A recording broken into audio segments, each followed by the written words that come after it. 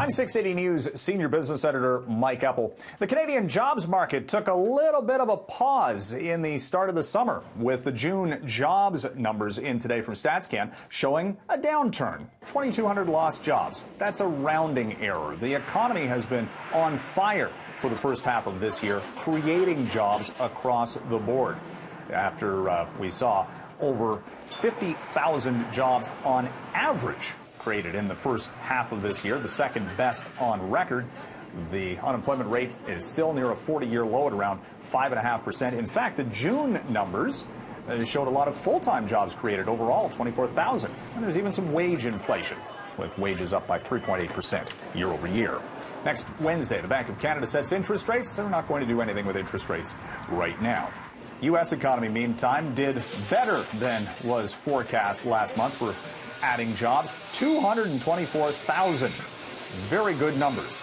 But bad news for the markets, which were expecting the economy stateside to start showing signs of weakness, and the prospects for cutting interest rates, which have propelled stocks to recent record highs.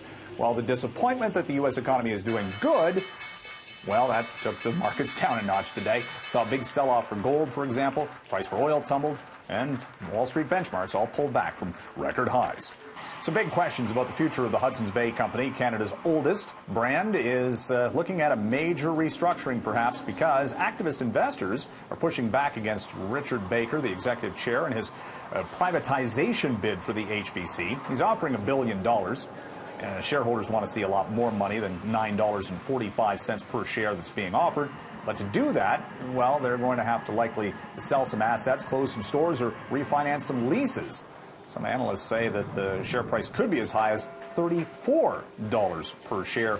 It's languishing below $10 on the TSX.